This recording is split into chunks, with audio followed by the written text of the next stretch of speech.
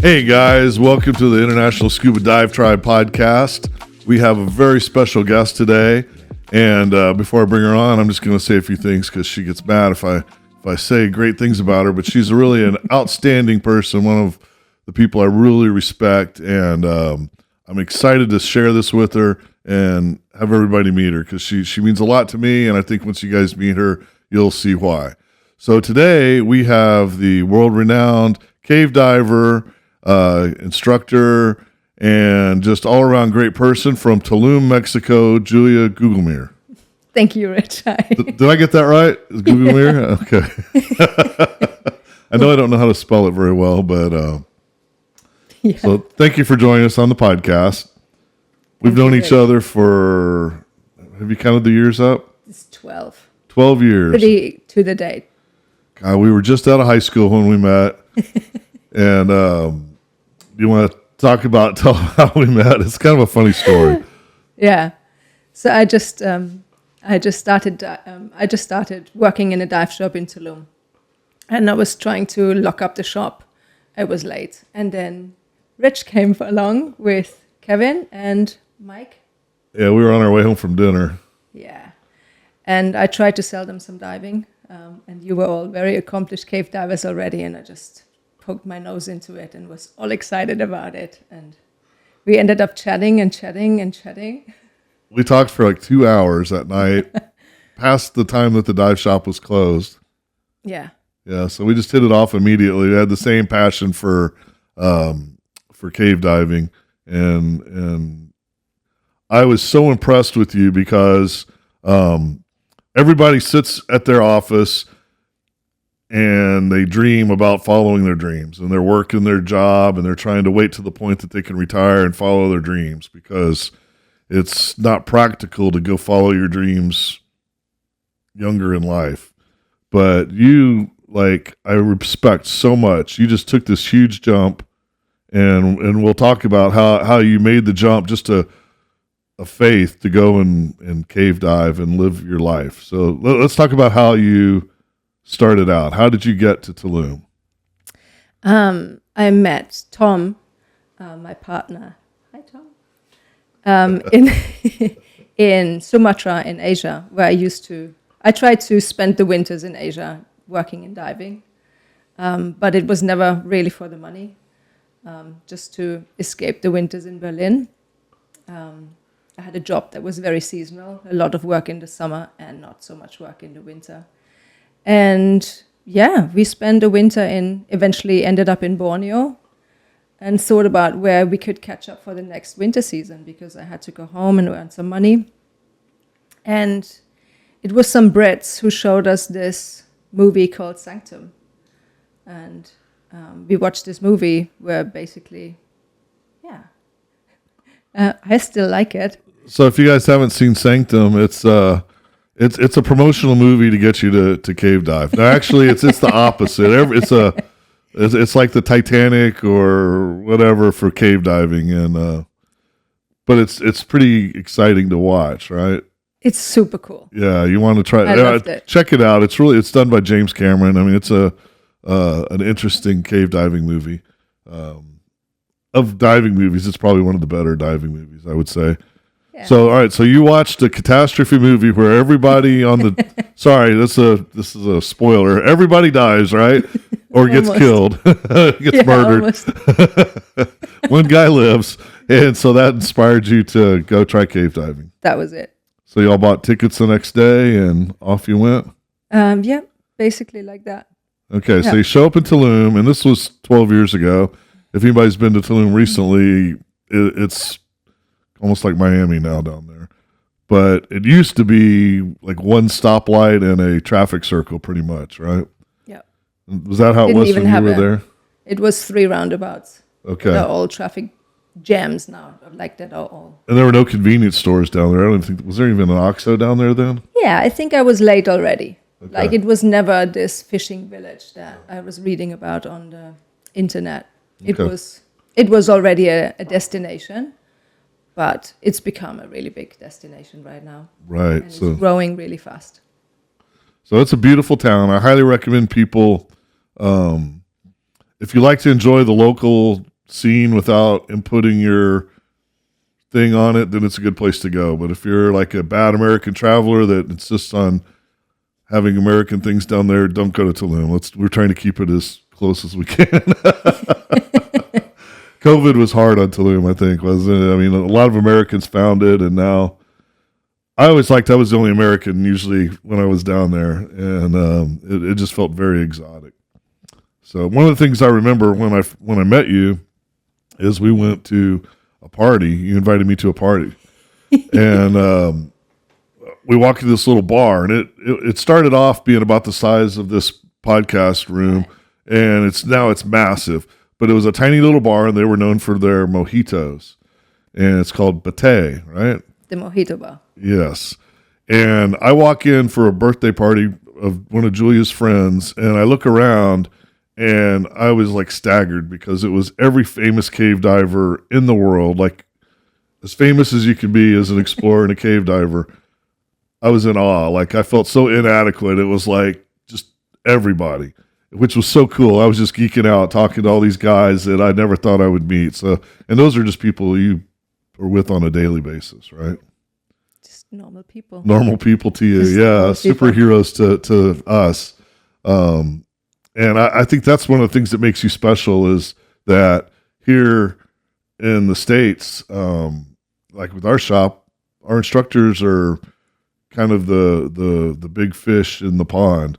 And one of the reasons I like to have you come up is because, I was telling you that she dives with bigger fish, but you say it was different fish. It's a different pond. Yes, different pond. And you bring a skill set that we don't see on a regular basis. So, and I think we have something different too. We do a lot of teaching every day, which you're not doing open water teaching every day. You're trying to take people probably with bad habits and fix them and make them cavern divers and cave divers. Yeah. So, it's very impressive. Her skill set is amazing. When you see her dive, the first time I brought her up, I didn't tell my staff that I was bringing her up to influence them. I just told them she's a new instructor and you guys dive with her and see if you can give her any points, watch her closely. And so they thought they were there to help her. And it was really hilarious because on Monday, my instructors came in and they're like, I think I need to hang up my fins. I'm terrible. I need to be a better diver. And I was happy that they were able to recognize, a talented diver when they saw one. So we've got you up here again. We're having a big party. We're celebrating side mount month at International Scuba. We're really into side mount diving, probably more than most dive shops. And Julia's just so skilled at it. I wanted her to come up and be able to talk to our people and kind of workshop with our staff. Yeah, I'm super excited about it. Yeah, it's going to be great. So it's funny. So Julia here, she just does not like praise. So I'm embarrassing her very badly. Anybody that knows her back in Tulum that sees this is probably laughing pretty hard. But you really, truly are talented. So hopefully you'll watch this back and you'll realize it. So we met, and then I never thought I'd see you again. It was late night, and I was like, "Oh, that's a cute girl," and she's so excited. And about a year later, another friend introduced us so I could rent your truck. And so Julia has this amazing green, was it a Ranger? An F-150. F-150 from, was it? 96. 96, okay. It was awesome. And it was perfect for driving out into the jungle. So when we do cave and cavern diving, it used to really be like going out into the jungle. Like you might lose a rearview mirror if you're not careful, things like that, driving down the roads. And I drove all around town with her truck, and everywhere I would go, people would honk their horns, and not just like the normal honking. It was like everybody knows Julia, so they would honk their horns and wave, and they would see this gringo in the car, and they're like, was your truck stolen? It was fun. So then we were brought back together, and we were talking, and we told our mutual friend, I was telling him, oh, that's the girl that kept me in the dive shop all night talking. And you're like, oh, that's that guy that came in and talked my ear off for hours. So we were both kind of coming from the same place as newer divers, newer cave divers. But now we've grown together, and we talked about it in the beginning. Like I was just a dive master or instructor maybe at the time, but didn't own a shop, and I was like, I'm going to grow my business, and we're going to work together. Yeah, We always talked about that, right? Yeah. And now it's 12 years later, and we get to do that, which is really fun. I think one of the cool things in scuba is to make these lifelong relationships that you stay together with people. Even though you live in Mexico, I feel like you're my sister. Like, we stay in touch all the time. Yeah. And it's that's the great thing about scuba, right? It always comes back to community for me. It's like the relationships. So now we're diving, and we've become friends, and she introduces me to Tom, right? And you purchased a lens for him, I think. I think it was his first lens. You asked if I would bring a lens down. Right. And so Tom St. George is now a world-famous adventure photographer, award-winning, and that's your boyfriend? Yeah.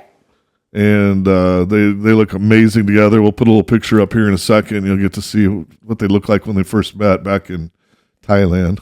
Back in. Yeah.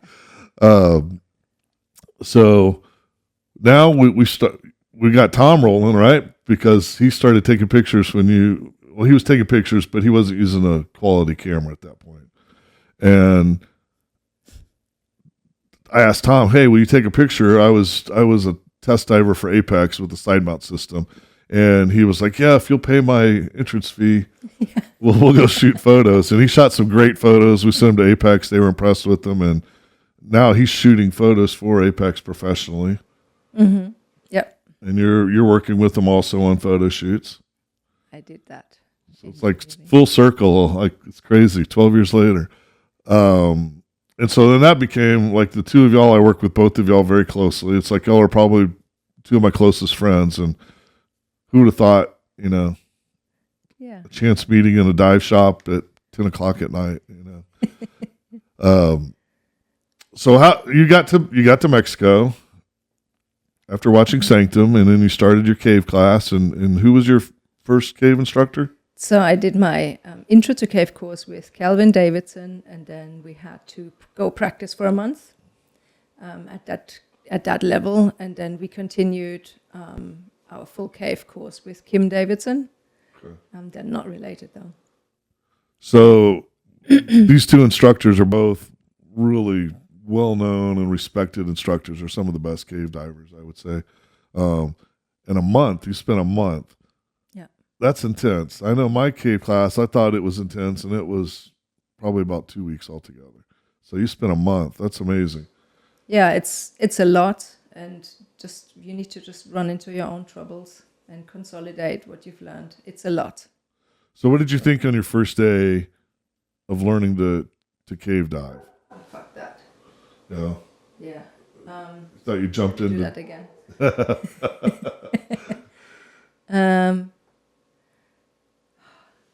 I'd like to put this meme up here that a student of mine sent me, and it's this dude in a lab coat and a big needle, and in front of him is this big balloon that says ego, and he's standing there with this needle, and the caption says, "My first day of cave diving training." Yeah, it's humbling, to say the least. So how many days in did you start to say, "Hey, I'm enjoying this, I can do this"? I didn't know if I'd passed the class until the end, actually. That's so Julia, though. Perfection. Yeah, it's intense, and it's entirely different from anything I've ever done before, even with, I think, 500 dives and working as a dive master in Asia. Nothing was the same anymore. It was just a whole new ballgame. So did you have like your graduation dive or something that you felt like, I've done it, and you got to, because I know when I was in class, mm-hmm. I saw the cave, but I didn't recognize it. Like I didn't appreciate what I was diving in. Yeah. No, you don't see. You're also blindfolded half the time. So you don't right. really get to see that much. Like you're a hostage, in the cave. So, but once you started diving, you're able to take time and you look around, and that's the payoff. It's just beautiful. It's incredible. How many cave dives do you have? I think, I'm not quite sure. I think in an overhead environment under a roof, I've dived probably 4,000 times, something like that. 4,000 overhead cave dives. That's Cabin and cave. Yeah, most people don't reach that many dives, period, and that's how many cave in overhead. So I dive with you quite a bit, and one of the things I've noticed with you, even though you have all these dives, you're always excited about stuff. Like we'll see something, and there's lots of cool stuff. Like people think, oh, it's just wet rocks, but like we'll see a wall of silt that's just like pristine, and you'll point that out, and you'll be doing your She's so excited underwater. Like most people aren't expressive underwater, but you're always fired up. And I'm just trying to think. Let's tell people things we've seen together. Just some of the things that are there besides just wet rocks. So, no, it's a whole. Every cave is different. Like I'd say at the beginning when you start open water diving, you look for turtles and like a moray eel. That's the peak. That's the super exciting things you can see. And then you end up seeing a lot of turtles and moray eels, so you start looking for other stuff. Or if you start taking a camera, you're having your objects shift.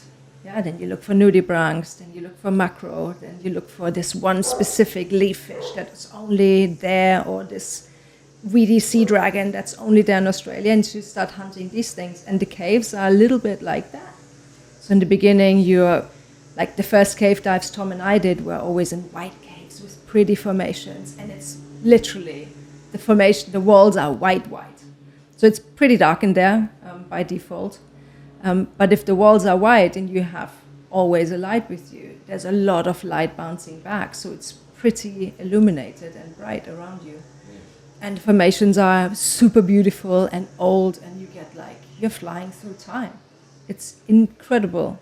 And there's a history there. I mean, you've shown me things there where there were like prehistoric fire pits. Yeah.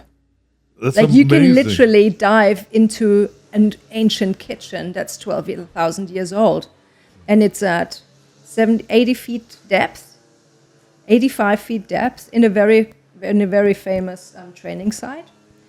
You need to look hard to find that. It's hard to find this room.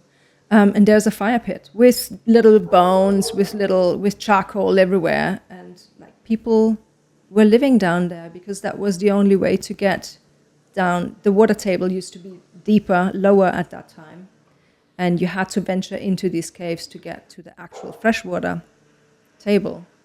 And that's what we see there. Yeah, so some of the things that have been found down there are like giant sloths, right? You've seen the bones from sloths.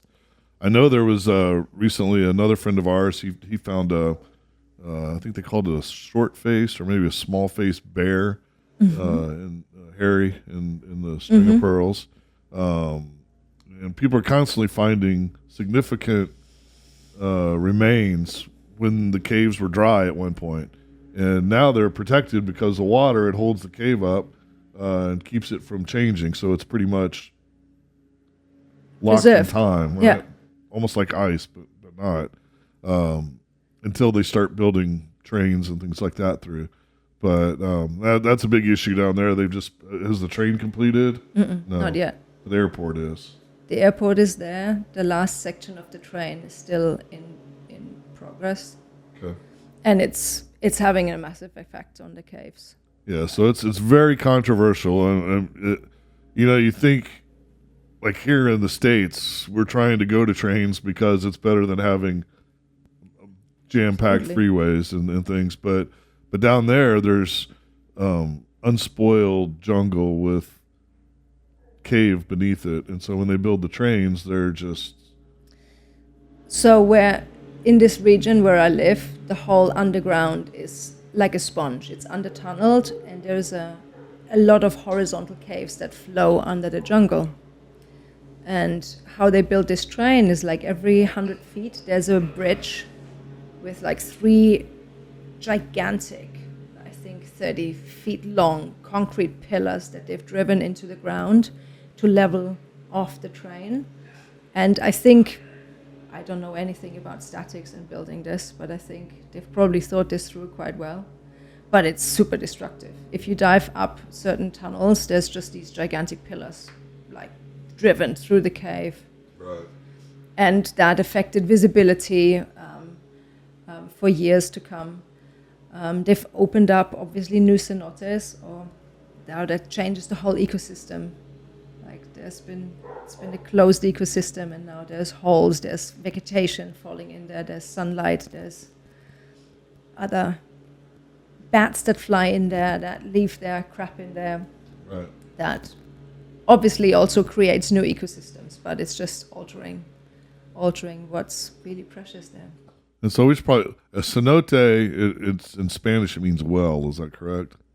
And window to the underworld. Okay. Exactly. So the cenotes are these? They usually look like a beautiful pond or something. They're a spring, and they're amazing. They're like jewels in the jungle, right? They attract birds. What are some of the birds that come there? They're just so beautiful. So there is the motmot. That's the cenote guardian. Then there is the social flycatcher, I learned the other day. There's a bird called anhinga. It's like a big kind of cormorant that chases, I've got this super cool video, that chases fish underwater. Like you're swimming along through a cenote and there's literally this bird swimming past you underwater. Yeah. And in the cenotes, like usually it's broken down, so there's these giant rocks at the bottom, right? And it's like a maze. It's really beautiful. And then you got fish on top of those. And I love the cenote fish because they're pretty funny. Like, you know the breeds of fish? The tetra. Yes. The tetras are the fish that accumulate in open water, little silver, like a lot of people know them from aquariums. And they do these cool circles and they all move in unisono. They all move in unisono and dance in the sunbeams. Really pretty. They've also caught on to that what protects the species that actually live in the cave is the eternal darkness. So they've adapted to eternal darkness. They've lost their pigmentation, and they rely on different senses than light. So if now divers swim into these caves with their lights on, the tetras understood that, hey, if we follow this light beam, we can actually have a really good feast. So you sometimes have these. Yeah, in the cave, they have these fish that they're completely pearl white, and they have eye sockets, but there's, over evolution, they just don't have eyes anymore. And they're freaky looking, and I think they must have some sort of extra sense that you're around. Like, you'll see one or two, if you're lucky, on a dive, and they're just doing perfectly fine down there. They've adapted to it. Yeah. And then we bring the tetras with us. And then that's bad. Hey, we're going to take a break for 1 second, and we'll be right back. So stay tuned. We'll be right with you. All right, welcome back to the International Scuba Dive Tribe podcast. We had to take a little break. We had some lawn mowing and stuff going on next door, and we didn't want to get on the mic. So if you heard that, we apologize, but hopefully it'll be quiet now. We may have some scuba dogs in the background barking every once in a while. But other than that, we're back with Julia, and we're talking cenotes and cave diving and what we see and why it has captured our attention. So we were talking about what's alive in the cave. So while we were off camera, we were talking about some of the other things besides, we were talking about the blind cavefish, right? Yep. Very cool. Yeah. What else is in there that people may not know about? Yeah, there is cave blind fish in the cave that you mentioned that earlier, have re-evolved their eyes. They used to have eyes, now adapted to this eternal darkness, same as isopods, remipedes, cephalopods. A lot of really cool little shrimps, little crabs, little lobsters. Yeah. I like the little purple catfish that they kind of go between. I don't know. They must be comfortable with the darkness. Yeah. They are troglophiles. They like to be there, but don't have to be there. Okay. And sometimes it's weird because you're swimming in a cave and you've not been to any exit like within an hour, but suddenly there's catfish. So there must be some, too small for us to fit through, but some ways to get to an opening there or to the surface. It's really cool. One of the things I like that's interesting is anything that falls into the cave, like a leaf or something organic, and starts to break down, there's like tiny microorganisms that will start thriving there, even though there's nothing else. And once they finish this leaf, that might be the end of their cycle. But they're thriving while they're there. It's very cool. That's why you usually find way more life downstream than upstream. Right. Cenote. That's cool. So we've seen all kinds of crazy stuff down there. We've talked kind of about the history. We see humans mark there in our growth. But then if you even go further back and open up the history now, it's like the history of the planet, right? Yeah. And what are some of the things you see there that like tell stories for you? So if you think about what limestone actually is, it's basically a gigantic coral reef. Yeah, we're diving in a gigantic coral reef that's though made out of millions and billions and hundreds of billions of remains of animals, of coral skeleton. Right. And foraminiferan, they are big part of the big carbon cycle. They metabolize CO2 and convert this into calcium carbonates. And these components, plus a lot of other shells, bones, fragments of other animals, get baked into a pretty solid rock that now is though susceptible again to chemistry, and rainwater hitting soil forms a slight carbonic acid, and that again dissolves the limestone and finds its way and just seeps through these grounds. Typically, we have in the whole Yucatan kind of Typically, we have in the Yucatan, what's the word? Vertical. Oh. Typically, we have in the Yucatan more vertical, like gravity-driven conduits. Right. Whereas in this particular area around Tulum, we though have suddenly horizontal caves. And that seems to have to do with a big fracture that's going parallel to the coast. And that attracts a lot of water that needs to find its way back to the ocean and does this in a horizontal way. And that's why we've figured out and found and mapped and surveyed so far more than 1,000 miles of underwater caves right in that region between Tulum and Cancun.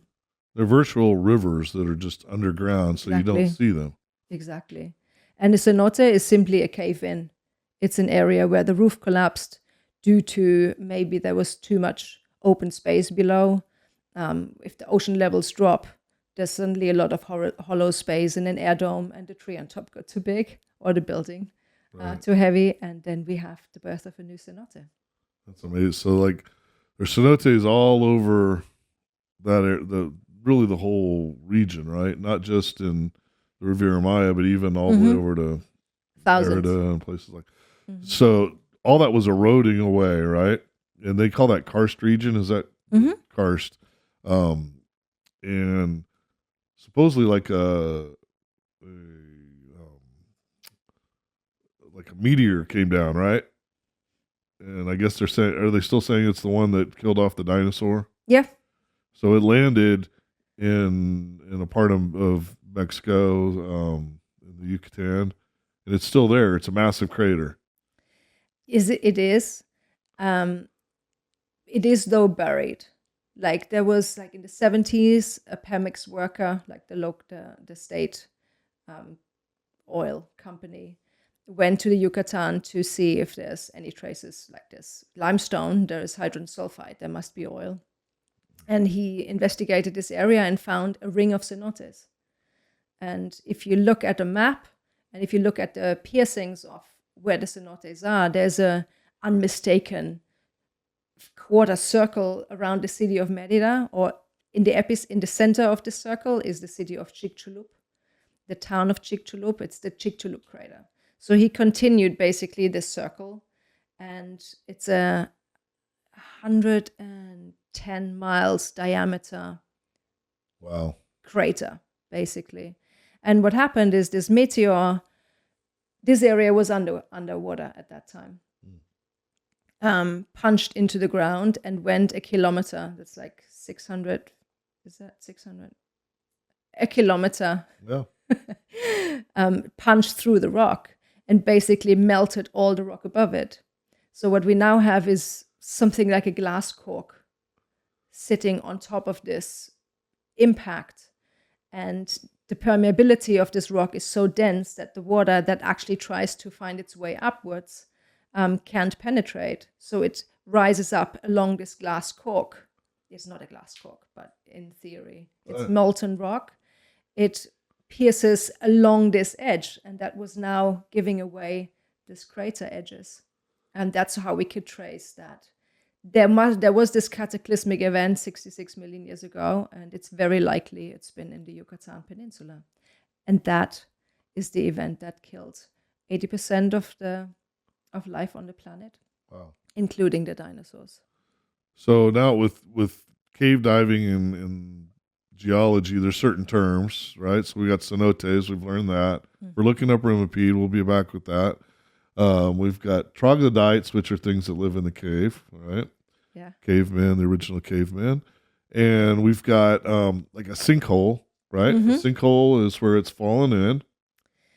Yeah. So But sinkholes typically form from underground.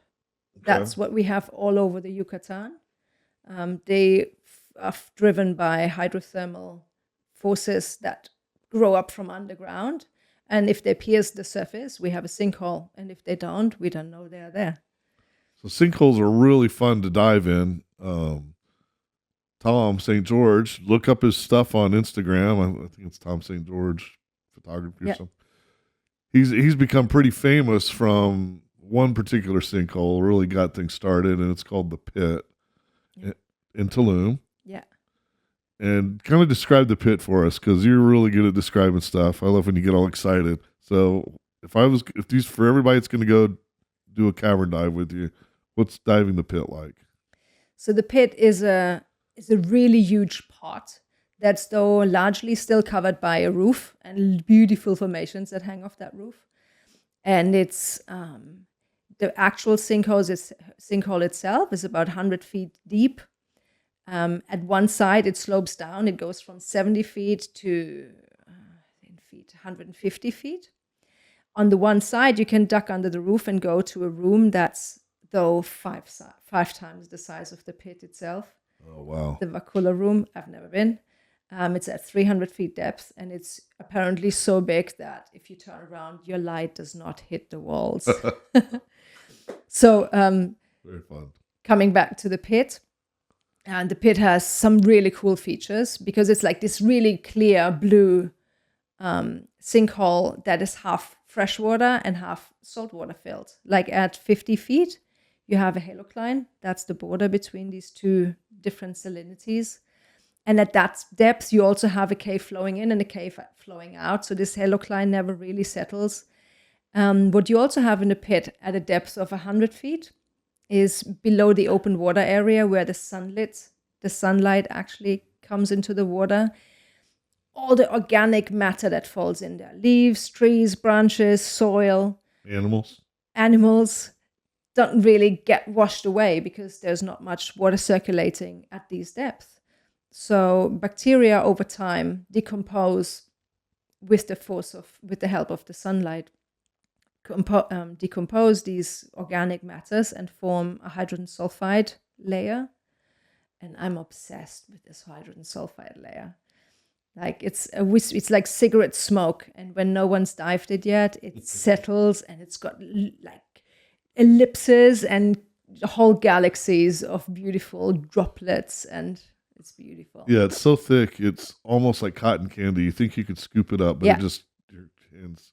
So for And any, it smells of rotten eggs. it does. It stinks. So if we have any petroleum engineers out there, if you say hydrogen sulfide, that scares them to death. Usually, that's a bad thing when you're drilling. I guess it's very dangerous, so very poisonous. Mm-hmm. And when we dive it, you sometimes, if you like, there's another one that we go to, Angelita, very strong. Much stronger. Yeah, it's Mhm. about a meter thick, maybe, right? It's 10 feet thick, and Okay. it's caught in the halocline. It can't go anywhere, so it accumulates and gets thicker and denser. That's still manageable, though, if you go further up to Puerto Morelos, and there's the Ruta de los Cenotes. And these places, the hydrogen sulfide is so thick that your eyes water in your mask. Didn't you? You had some brand new regulators that you went through the hydrogen sulfide layer, and they were beautiful chrome apex regulators. And you went through, and what happened after going through that? So I dropped them at the water's edge on day 2. And when I got back to actually get in the water, I couldn't find my tanks because I clearly had these brand new shiny regulators, and all there was these regulators with these really copper, the hose clamps, all the chrome was off. It was terrible. It was so devastating. So that was just the chemical reaction from spending time in the Acid. yeah. Yeah. And weights below go it black. is like the dead zone, right? Like everything is, it's dark, and Yeah. it's just like Dead. no fish, nothing. Just Yeah, there is. oh, there's some fish. Mhm. Okay. Yeah. They transfer through it. I don't know how. From fresh to salt water. Wow. So if you get a chance to go down there, you really have to do like, I think Angelita is probably one of the most dramatic. It's a little smaller than the pit, but it's it had the jungle fell down, and there's trees still down there. Yeah. And so you're swimming around these trees that are like ghost trees, Yeah. and there's a moat, and then around the moat of land at the bottom of this is just smoke, and that cloud. It's just unbelievable. Yeah. So that's look it up. You can Google Angelita. You'll We probably can show you one here. Pardon me? Oh, we got one. Okay, we'll have one to show you here. And that's one of the dives you do. Usually that's like one of the first dives you do of the day because it's a deeper dive. Yeah. So when we scuba dive, we do our deeper dives first. And then so you would do maybe the pit or Angelita. Usually those are big crowd pleasers. And then so the second dive, a lot of people, their first introduction is the pit, and then they go to like Dos Ojos or something like that. So in Tulum we have, so you do, in order to do the pit or Angelita, it kind of needs to be your second day of diving. Oh, okay. We have like a category system now. You need to do a category 1 dive before you can do a category 2 dive. The pit and Angelita are category 3 dive. So if we want to do the deep dive first, that's kind of a second day dive. Okay. Because So- they are very challenging. They're deep. So that's pretty cool. So there's, we've had all these cave divers that have moved to Tulum, and you guys are always making it safer and safer. Everybody thinks cave diving is like something off of Jackass, that we're just risking our lives and stuff, but it's actually done very thoughtfully, right? And you guys have line committees, which you're always trying to come up with safer ways of diving. Yeah. So it sounds like that's pretty awesome that they now have requirements. It used to be just kind of the Wild West. Yeah. So Like that's- you that's could good. have your own standards of doing things, but it's nice to have a backup or a backing up Yeah, of that's this, great. Yeah. So let's talk about like Dos Ojos. So that's a very famous one. Mm-hmm. And Dos Ojos means 2 eyes. 2 eyes. Dos Ojos means 2 eyes and is one of the most popular, famous, but also really one of the best caverns. We can do 2 really cool cavern dives there, and it kind of serves all that you're looking for. It's got this gin and tonic, clear blue water, beautiful formations, lots of sunbeams. The second dive is entirely different than the first dive. Like when I followed my buddy Mark the first time to learn the lines of this dive, I'm like, we're in a cave. There's no daylight around here. And there's literally no daylight around here. There is open water, but it's not lit up, Right. which is actually the idea of seeing light. Where there's light, there is air to breathe. So it's a little bit on the dodgy side, this dive, but it's absolutely phenomenal. And like, you've got millions of stalactites suddenly there, and smaller and delicate ones, and little passages that go off. And you can surface in the bat cave. Like, it's an underground dome that is air fed. There's bats in there, obviously. Beautiful formations everywhere, cave bacon. Like, you suddenly see a whole different bunch of formations there. And you have the whole spectrum. And it's a very popular site with usually a lot of people. But this is also really a site that needs a lot of people. Like, not a lot of people, but it's cool if you see other divers underwater. So usually you have the sunlight on the one side, and then it goes dark on the other side, or it is bright until your light reaches. But that's it. It's just dark. And then you have a group that comes around the corner in 200 feet distance, and with their light, you can actually see the scale of how big these spaces down there are. And it's super cool. It's really good. That's very cool. So, yeah, and not only if you have spouses that don't dive, like a Dos Ojos, you'll, like particularly in the Bat Cave, you'll encounter people snorkeling in there. Absolutely. Which is kind of cool. And in the Bat Cave, you can come up and there's an air dome, like you said, and there's lots of bats. Which is, yeah, I mean, they're like everywhere, and they're hanging up, and they're moving from little hanging spot to hanging. It's very cool. It really impresses people when they do that. Yeah. So you said something, you said cave bacon, which is pretty cool. So what is cave bacon? It's also called draperies. I think this is the proper name for this. When you see a stalactite typically hangs off the lowest point of the ceiling, and a water droplet gets stuck there through surface tension and redeposits. Another chemical process redeposits these minerals and slowly grows these stalactites, icicles from the roof. If you have a slope, this drop kind of meanders its way down this slope, and the next drop does the same.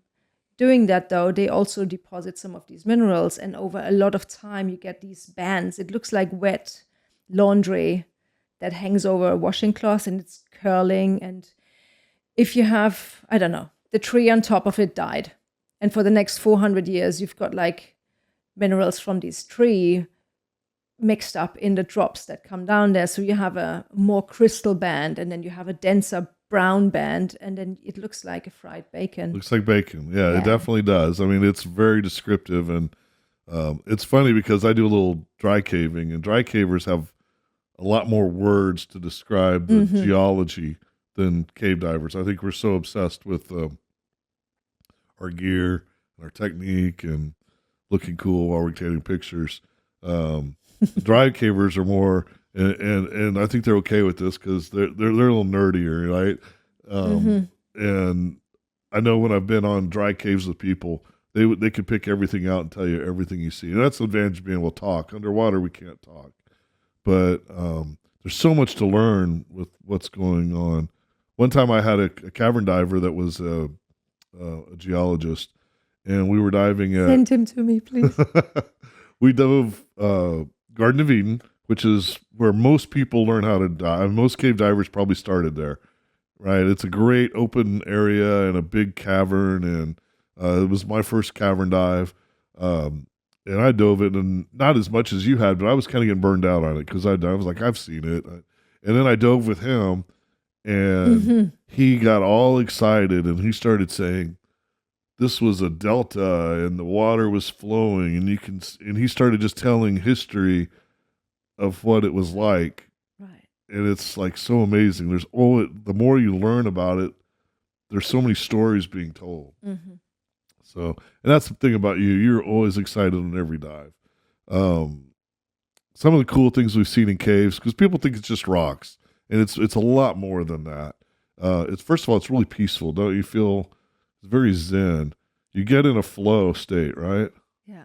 No one talks to you. Right. You can talk to anyone. Exactly. It's great for a new diver to cavern dive because you're following a line. And if you have a guide like Julia, you're watching perfection in form right in front of you. And so you just start mimicking them. And I think it's a great way to learn is to just dive behind someone that's really good and spend a couple hours trying to mimic what they do. Because that's what I do when I dive with you. I'm always like, okay, how few kicks can I do? Like you kick about half as much as I do. And it's awesome to see that.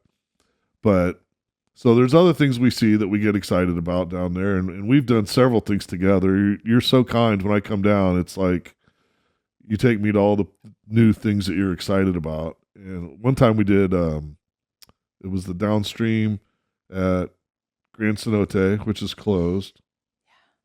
Yeah, that was amazing. Yeah. And we just like all these little restrictions that we had to go through, and but there were cenote openings all along, Yeah. and we just saw some cool stuff like the different water patterns, how they work there, and things like that. And I'm trying to think of some other places we've been. Dos Pisos we've been together. Oh yes. So what does Dos Pisos mean? 2 floors. Yeah, Yes. so that describes the cave. It's like 2-story cave. It's like 2 basement levels or something. And that's awesome. The trees penetrate through. You look at the ceiling and it looks like a chandelier. There's like a round circle where the tree root has come through. And then if you're lucky, the roots are coming down. And there's an air dome that bounces your light back. Yeah. There's a lot of just cool stuff that you see that you look at and you may not even know what it is when you're first diving it, but you're like, oh, this is something really cool. I don't know what it is, but it's cool. It's a very wide cave, very decorated, super shallow. And another dive we've done is Cristal, which is the entire opposite. The very opposite. Yeah, like the walls are, like the limestone is yellowish and all the formations are black. Right. They're stained by tannins.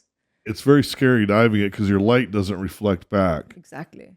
But I remember Tom and I went and he wanted to see if he could take pictures in there. And I remember we were telling people we were going to do it and they were like, Yeah. The pictures would come out terrible. And we put so much light on the walls. They're actually green and orange. And there's a lot of color to it. It's not just black. It just takes a crazy amount of light. And that was really neat. It's one of the most decorated caves in that system. Yeah. And it's all black and you don't get overloaded. You actually need to really look for it. Yeah, that's beautiful. Yeah.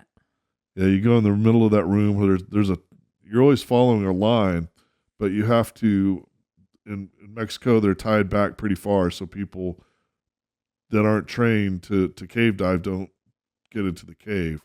And so you have to find where the line starts. And that one's pretty far back. Yeah. Yeah, it's not an easy one to find. That's pretty cool. Yeah, well, it's the same with Car Wash.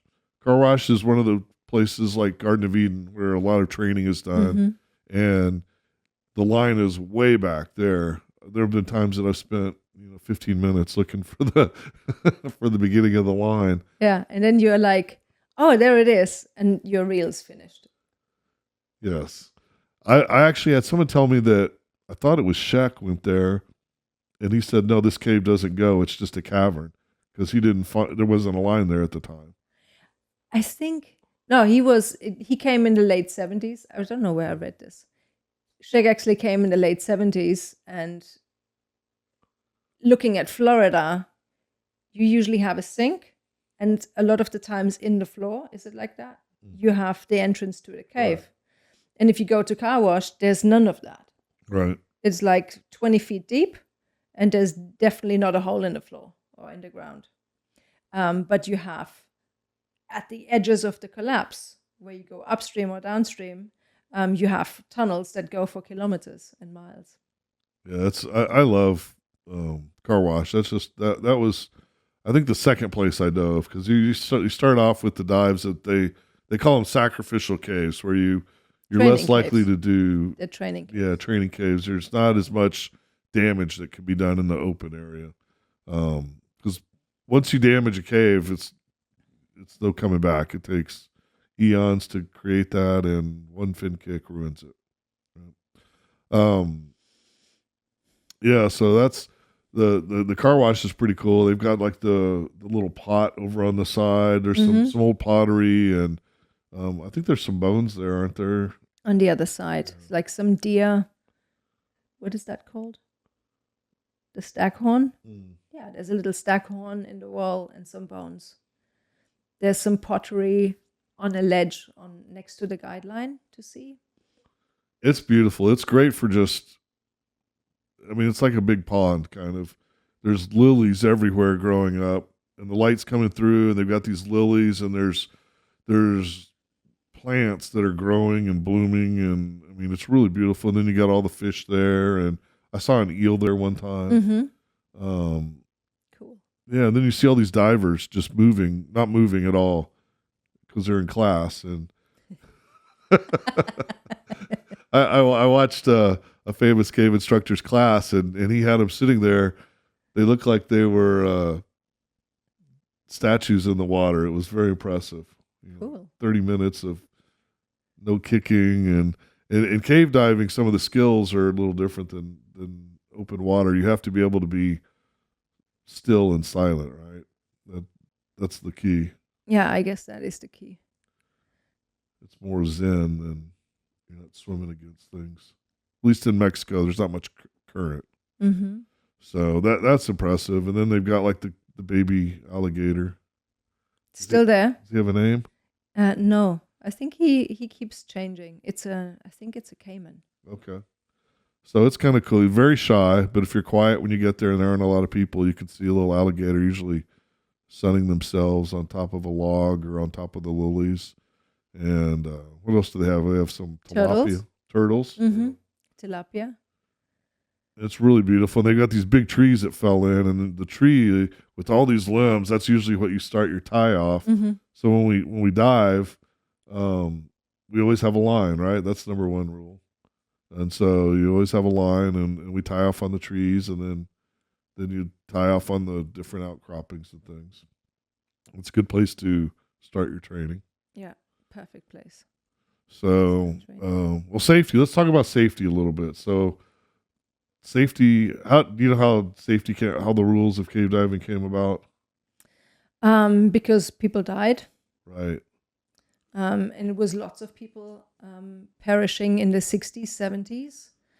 And one smart man, a mathematician, Jack Exley, came up with, he was just investigating and looking at these incidents and said, like, what do they all have in common?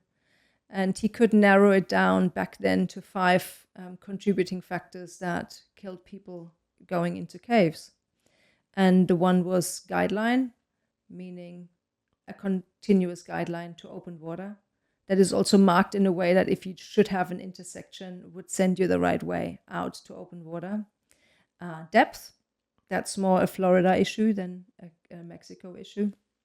As soon as you start going to these depths, there's a lot of technical aspects and more tanks and gas switches and deco involved. Gas, he came up with the rule of thirds. That works actually very well in Florida because you have the flow helping you come back. It's actually very aggressive to dive hard thirds in Mexico. So it's basically you're diving into a cave, a third of your gas. So if things go bad, you'd have enough gas or the whole penetration gas for yourself and your buddy if they lose all their gas. Now, considering that no one's excited and elevates their breathing.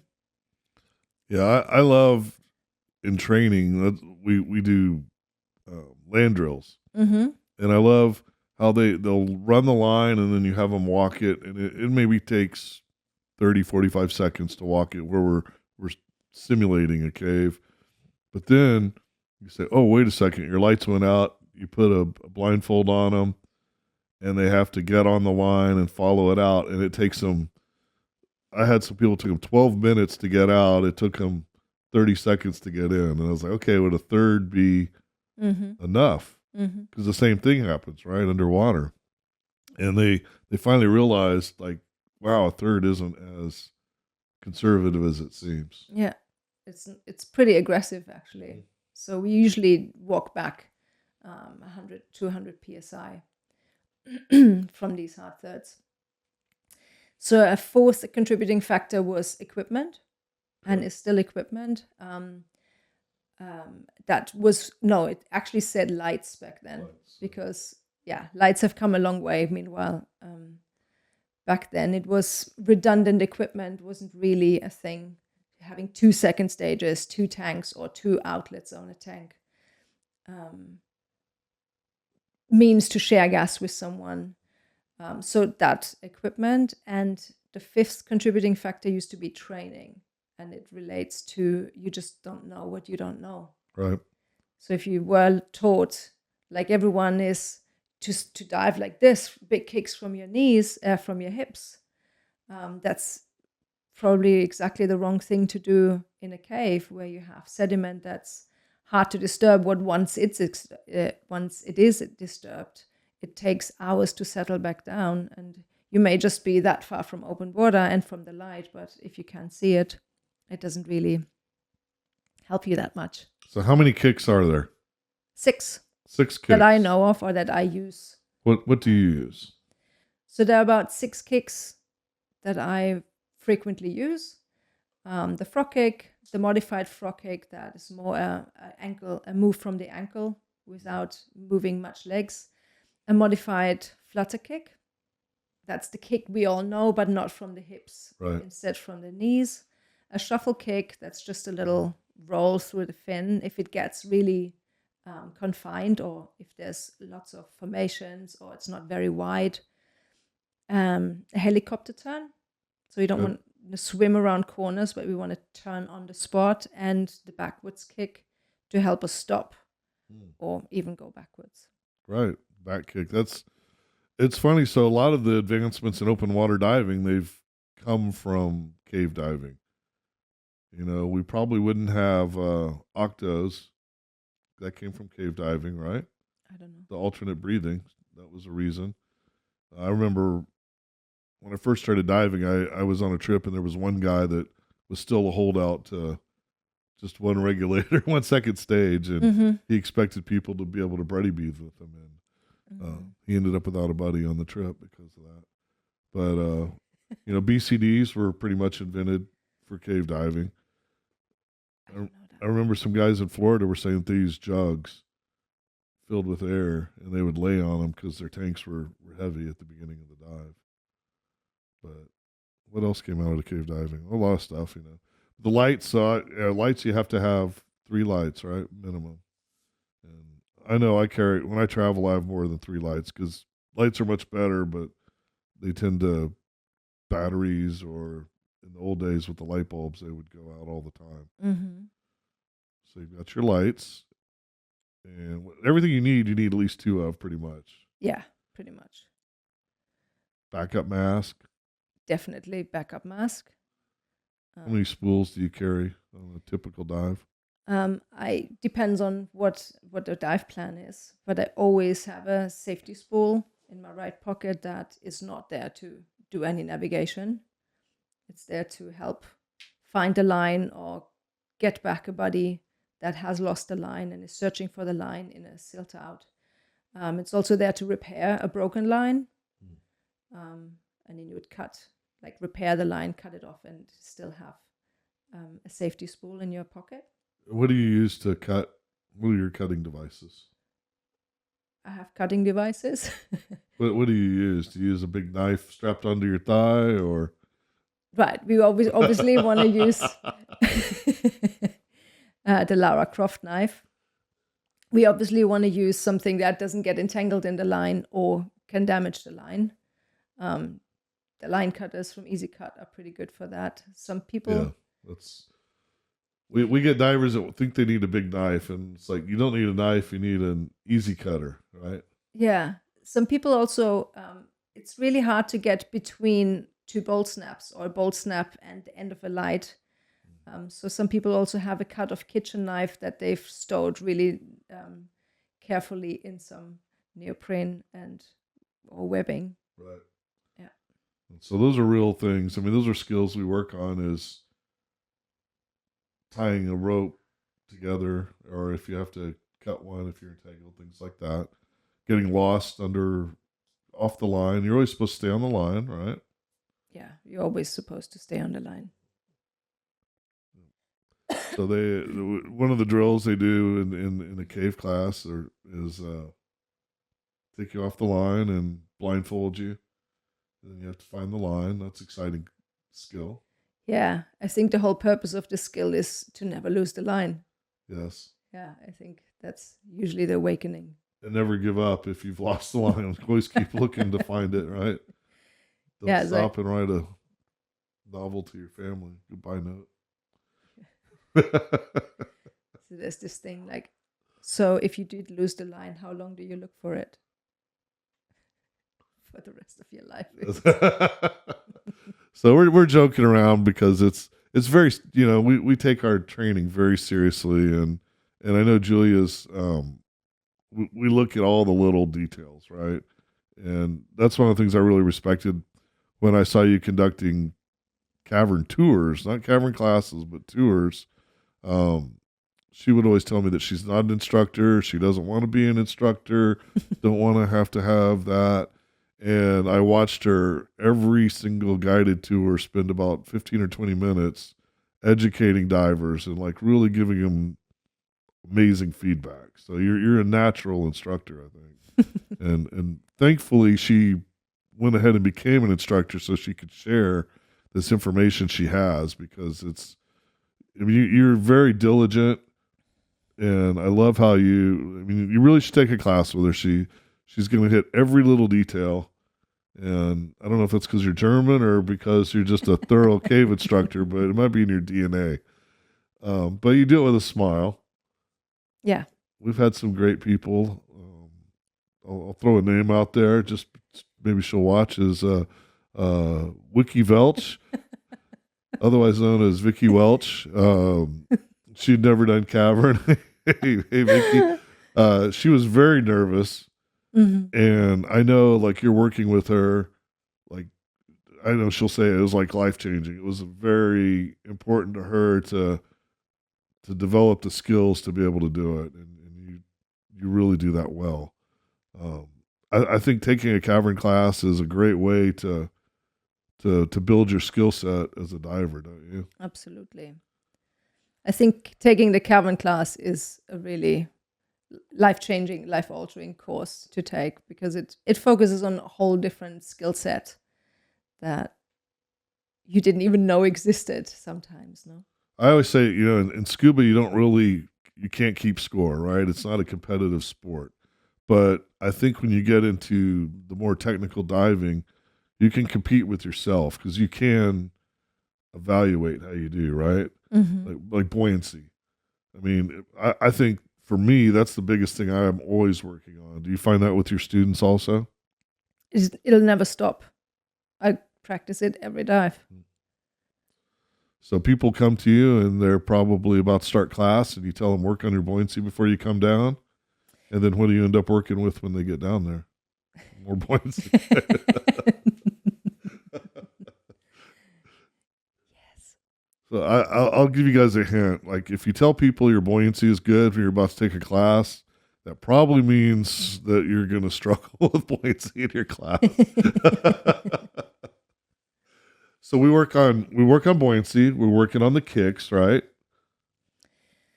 That's a big. All this is happening in the open. It doesn't happen in the overhead. Yes.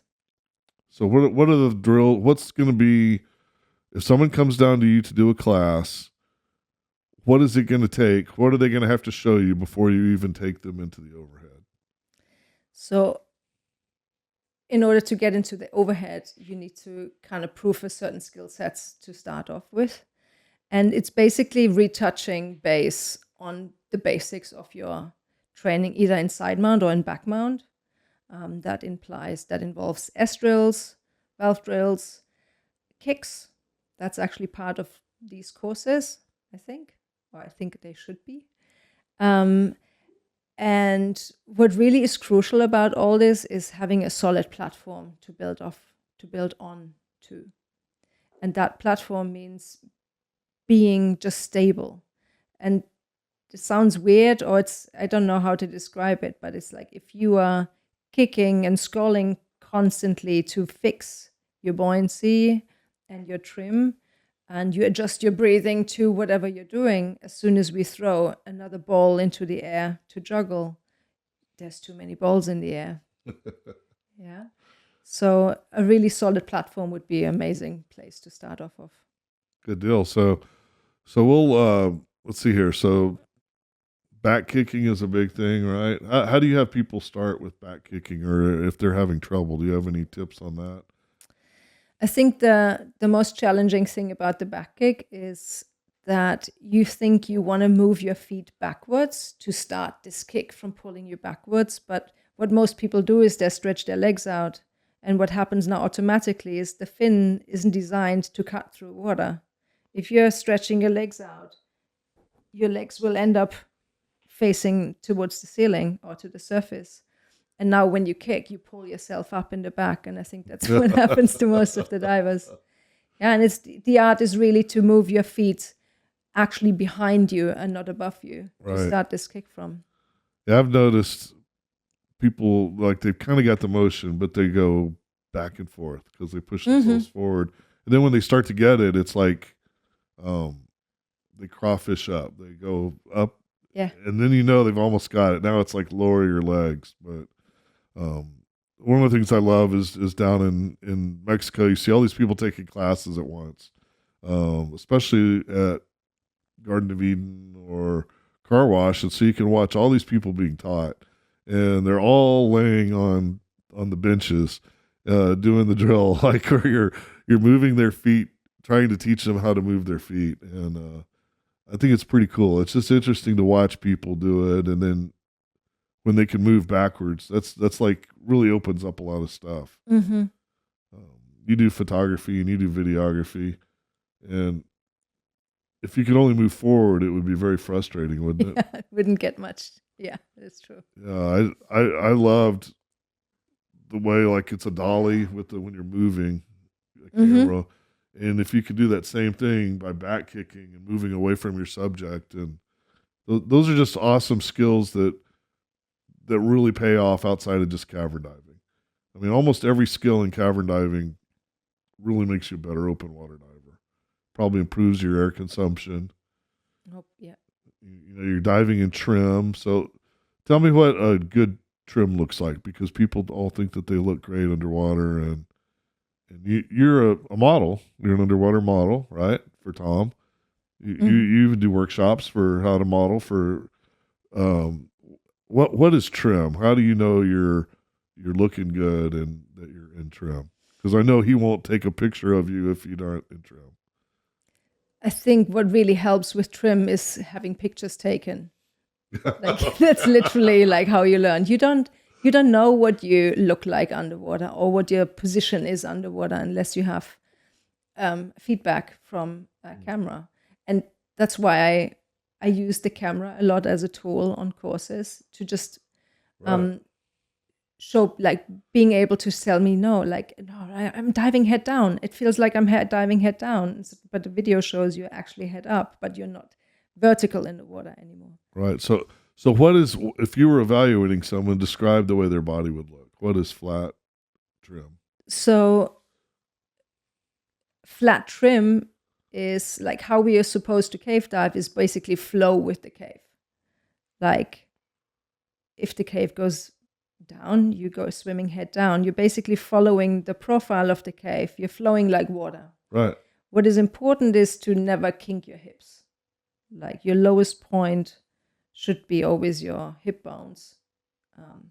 Like if you bend your knees, usually your kick starts going into the ground. Yeah, and that's, I think, the biggest difference between tech diving and cave diving. So I know that a lot of people take a lot of pride how flat and consistent their trim is. And in a cave, that's not necessarily the right thing to do, because the tunnels are like this. And if you're diving through it like that, you kick the ceiling with your fins or you kick the slope with your fins on the way down. If you're diving a dry suit, for example, and your fins are, and you're in flat trim, as soon as you get shallower and the pressure decreases, you have more gas in the feet, and that won't come out unless you drop your legs at some point. Right. So if you do follow the profile of the caves, you're golden. Yeah, and in Mexico, there's a lot of dramatic change. They're shallow caves, but you could be going up and down constantly. Yeah, you're diving in Mexico caves, you're diving around formations, around boulders that fell off the ceiling, cenotes. You just need to follow the topography. Yeah, so if you've ever felt uncomfortable, like walking onto a stage, where people are watching you, or that feeling where you feel awkward, the first time diving in a cave with all the stalactites and beautiful formations, I feel so awkward, like I'm scared to move, like I don't want to have an errant fin hit something, or it just takes a lot of practice to feel comfortable and know how much space your body takes up. Yeah. Right? Because when you've got stuff that you may hit and damage and you don't want to touch, your fins make you a lot longer, and just everything is different. So you really, it seems like cave divers really have a good sense of the space they occupy at any time. I hope they do. So if you're on land, your radius is half your body. And if you want to do a 180 turn, you just turn and then you walk off in the other direction. Whereas when you're underwater, your whole body adds onto that radius because you're basically lying flat and you're wearing fins. So to do a 180-degree turn, you need space to fit your body and your fins into that space. Right. And do it delicately, right? We don't use our hands. Never. No. So helicopter turns, that's a good thing to learn how to move in a horizontal plane. Those are all skills we learn. Yeah, it's just amazing. There's always something to work on in cave diving. And this month we're celebrating side mount, which is kind of a gateway drug to cave diving. Really, it's a tool, right? It's that's recently become really popular. It was, I guess, originally done to explore very small caves. Is that how you understand it? I think side mount came to be in the UK actually, and got utilized by dry cavers, Right. by spelunkers who wanted to get through sumps, like water-filled passages of dry caves.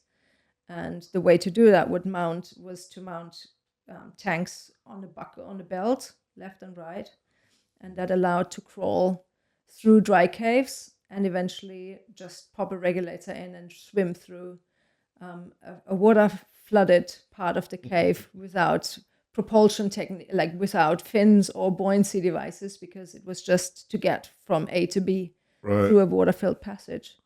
Yeah, dry caving, boy, that's so hardcore. That is so hardcore. I volunteered for a team to carry their tanks out after they'd spent like several days in the cave.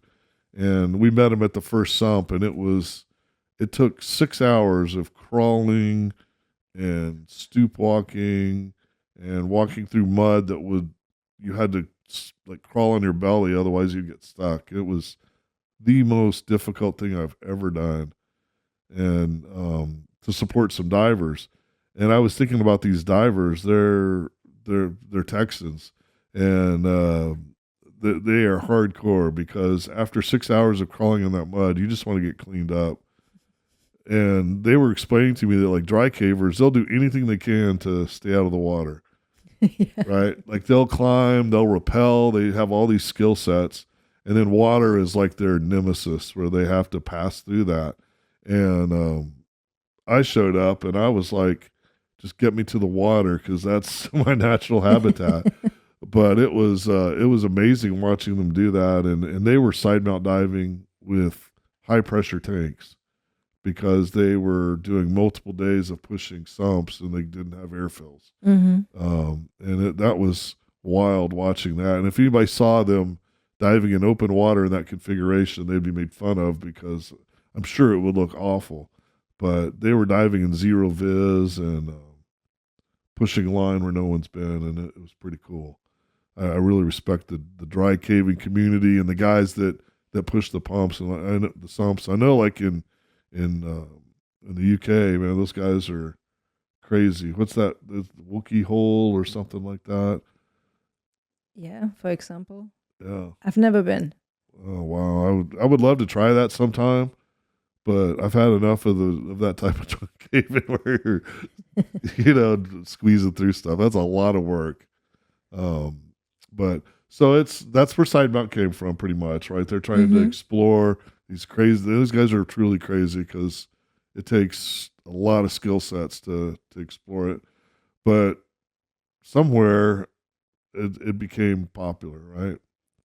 It got adopted by the Floridian cave pioneers in the 70s, but was pretty much a workbench and workshop equipment set up with bicycle inner tubes and with utilizing back mount wings that is squished between two back plates, like all sorts of things. And then in the 90s, the first commercial rigs came out.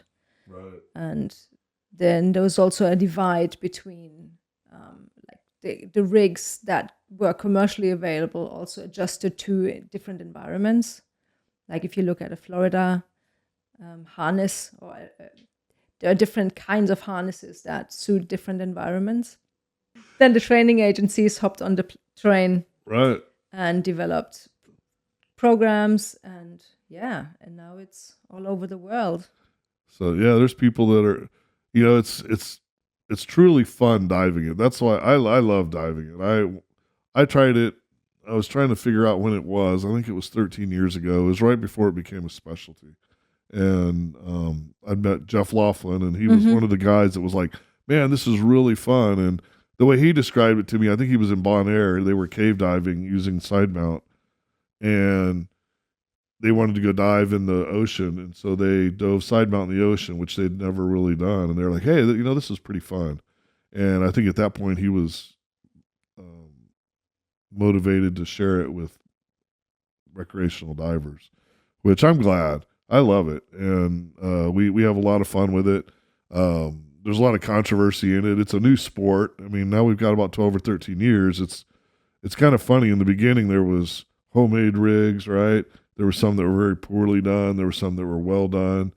And then it started getting popular, and then every manufacturer made something. Mm-hmm. And most of them had never even dove side mount, and they were coming up with stuff that was it was pretty ridiculous. There's some stuff out there. And I know you're very politically correct, but there's some very well-made stuff. And it's been fine-tuned. Like, it was a thing you had to stay up with it, right? It's constantly changing. You live in the place, I really consider that the epicenter of side mount diving, where the best divers live for the most part. And you've got all the big guys there. But you're slow to adopt. You actually, I would say slow to adopt, but if you had your choice, what do you dive? Do you really ask me this question? I know the answer. Go ahead. I dive back mount. Yeah, you dive back mount because that's the tool that works best for you, right? Like, I try to match the configuration of the people I dive with. And on the cavern tour, I dive back mount because I can jump in the water and I'm just ready. But it is a tool. And there's caves that require one over the other. And right. Then this is one's better than the other. And whoever I dive with, I match what they are diving. It's a lot of side mount. Like, I had one day of cavern diving where I dived back mount with two side mount divers because that was the only day in the last months and the next coming 2 months where I could dive back mount. Wow. I remember one time I was it was Dos Ojos, and I was diving side mount, and there was a local guide, and some people were like, "Look at this guy, he's putting his tanks on the side." And the guy looked at me and he goes, "Oh, that's for women and infirm people." And he walked off, like, completely disgusted that I was diving side mount. And now I've seen him teaching side mount since I've been down there. So it's kind of funny, but it's always changing. The styles, the BCs used to be really big. And it's kind of evolved down now. Now I think everybody's kind of adopting. I mean, I don't know if it's fair to say, but I would say the X deep configuration, very small harness. Um, what's your favorite rig? I dive in X deep. Which one do you? Which model? I have a tech harness and a rec wing. Okay. An X deep. Yeah, it works for me really well. Yeah, I love it. I feel like they're really good at adapting to what's going on. Um, I've dove Hollis. I've got some. What's the other ones? Dive Right. Mm-hmm. Dive Right's their recent one is very similar to the X Deep. It's small. It doesn't have padding. For a while there, it was like padding and big rails to put your tanks on, and now it's all going to kind of putting your tanks on your waist, at least aluminum tanks. It depends on where you dive predominantly, no? Right. So we were talking about this earlier. Some people believe if they dive steel tanks, when they go to aluminum tanks in Mexico, which is what we primarily dive down there, they put weights on the tanks to keep them from floating up, right? But there's ways of configuring it that you don't need to put weights on there. Exactly. And we were discussing how that's very controversial to discuss that. But there's all kinds of fun things in side mount like that. Right? You have to keep up or you fall behind pretty quickly. Yeah. So I think a downside of side mount is how involved and complex it is and how task loading it is. Whereas in doubles, you just put your doubles on, that's it. Like you check your gas. Right. So you're looking at one gauge, right? Exactly. But you know what's funny is the more I've practiced side mount, I no longer look at my gauge to change tanks. I change tanks and then I look at the gauge to verify that I changed at the right time, and it becomes intuitive. It's so weird how I know how much gas I have without even looking at my. And I think that came from side mount diving. I don't think I would have developed that with back mount, and it adapts, like depending on how deep you are, your air consumption's different. But I just always feel it with side mount. So you side mount dive quite a bit. You teach it. You've got a beautiful configuration. I mean, I really, even though you like back mount better, I think you're one of the better side mount divers I've seen. You're rock solid. Everything is in the right place, and you've worked very hard on that, I'm sure. We have the luxury of time. We can just adjust and work on this on every dive, which a lot of people don't have. If they have rental equipment or they move between different setups or tank sizes, or it's really hard. Or cold water, warm water, dry suit, different suits, thicker undergarment, less thick undergarment. So we have the luxury of fine tuning, and that would in the end looks good. And that's, I think, the only advantage we have over other divers. Right. Oh, I know. I tore my rotator cuff diving doubles, walking up some stairs, and so when I didn't think I was going to dive doubles anymore, just because I didn't want to risk re-injuring my shoulder. And when side mount came along, that kind of opened me up to like, hey, I can start diving big tanks again, because you're only carrying one tank at a time down to the water. So I think that's a big advantage too. You need to go twice though. You do, but you're not putting all the weight on at one time. On the shoulders? I don't feel. No. Wow. I like it. See, this is why I bring Julie on, because she'll contradict me, and we can have great conversations. I often walk away with a new appreciation for her perspective. We do this all the time. I told her this is going to be like driving in our truck. So you're going to see a picture of us bouncing up and down in her truck through the jungle and hashing out our opinions on stuff. And that's one of the things that she's like my sister. I love it. Yeah, so there's lots of configurations, things like that. Diving with steel tanks, aluminum tanks. Have you ever tried monkey diving? I have once. It's kind of fun, right? Pretty cool. It's not bad. I really love open water diving with side mount. I don't know why, it just feels good to me. But so it's side mount month. We've got classes going. I think our classes are pretty much full now, and Julie's been doing workshops with our people. She's going to be at we're having a big event on May 18th, this Saturday out at the Scuba Ranch. I'm not sure if the podcast is going to be out by then. You'll have missed it, but you'll hear about a great event. But you're going to be doing some presentations, right? So people can see what cenote diving is like. And you can meet Julia, and her smile in person is even more lovely than on the video. So I just kind of want to give people a little bit. She will never toot her own horn, and she's the most humble person I've ever met. But diving with her it's just a blast, and I'm just gonna say you really ought to go down, even if you're not interested in becoming a cavern diver. You do tours. Yeah. You only need to be open water, right? Yeah. You can take how many people at a time? Maximum 4. 4 people. All right. So 4 people could have the pleasure of a couple of days of diving with you. How many days do you recommend to come down to cavern dive? 3, 4, 5, 6, 7. Yeah, you could go back beautiful. And still, but if you like, a lot of people want to do something different every day. So like 3 or 4 days, right? It's pretty good. You can do 7, 8 days and never do one again. Okay. And they're all completely different. Right. Like you'll always miss some dives if you don't do them all.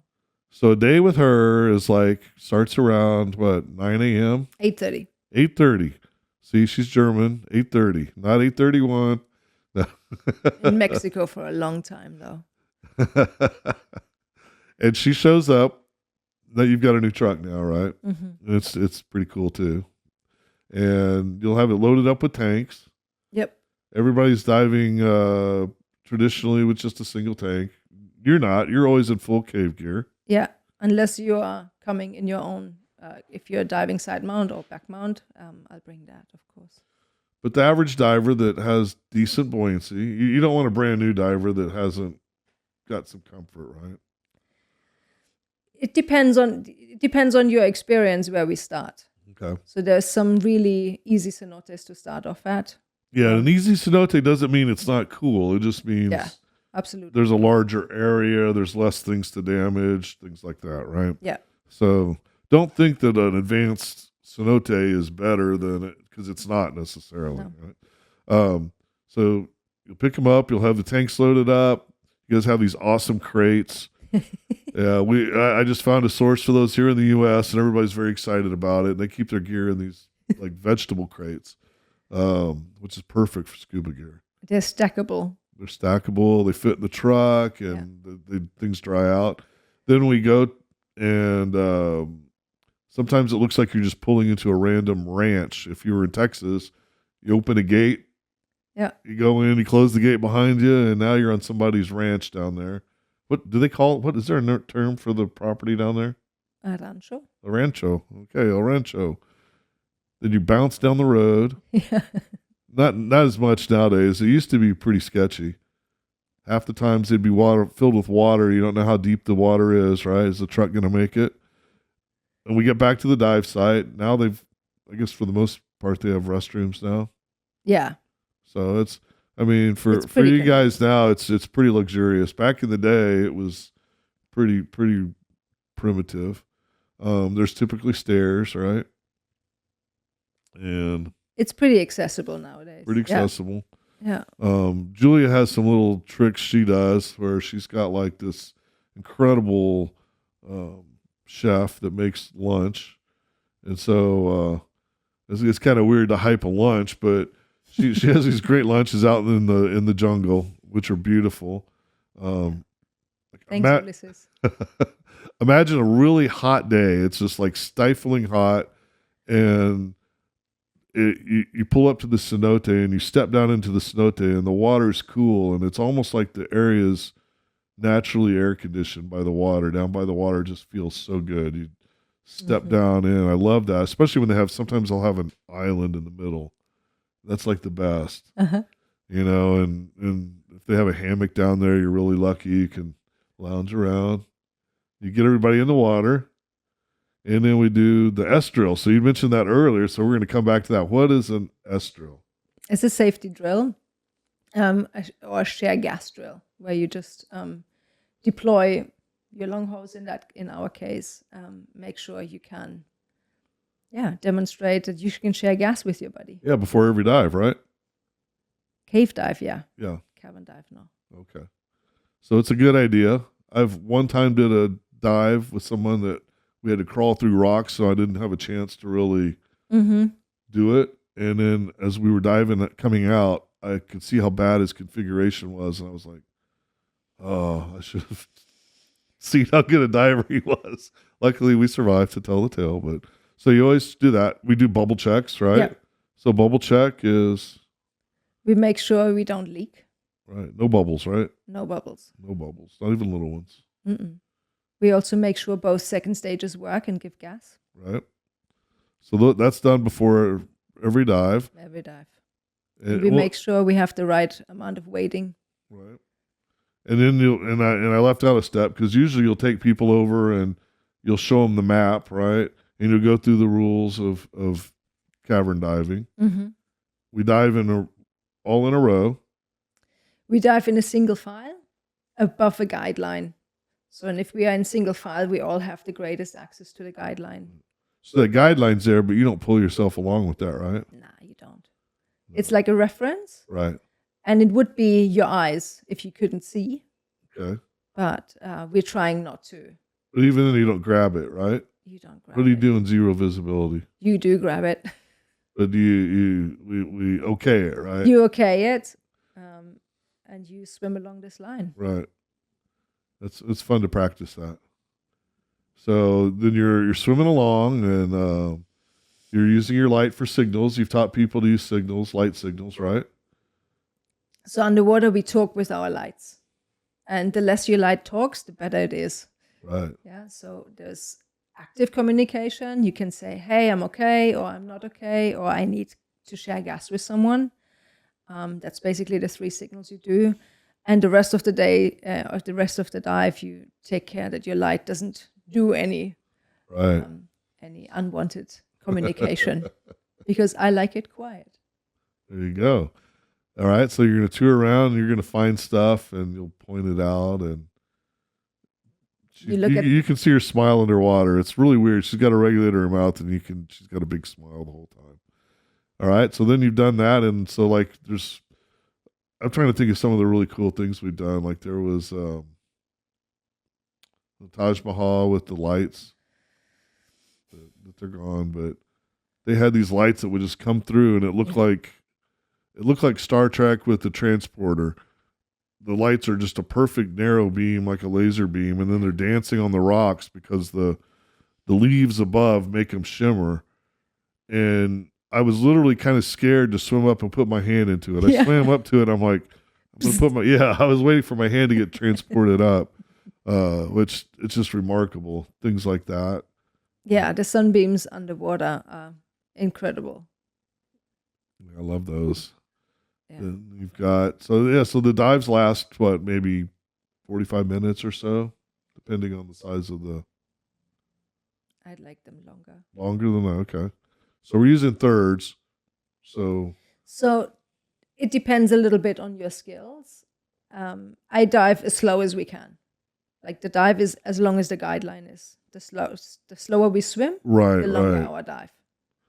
I noticed that people have a hard time with that because they're used to swimming and you just have to stop. Yeah. It's like you're looking with a magnifying glass on your skills, doing that kind of diving a bit.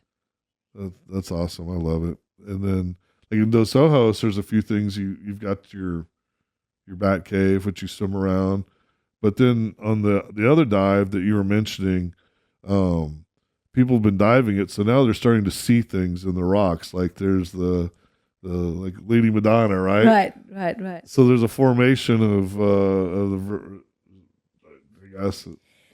It's really like the Madonna. Or something. Yeah. The Madonna in Dos Ojos. There's something weird with that. Like if you look at it, it looks like a life-size woman sitting on a rock praying or holding a baby. Depends on like who looks at it. It's a bit like a Rorschach picture. Nice. If you look closely, though, it can't be natural. Really? No, there is like it sits there. This rock sits there, and underneath is like little pieces of rock that pop it in the right position, but they've been dripped over by a formation again. So, I dare to say that someone did that, but when this was still dry, and we're talking thousands of years back. Wow.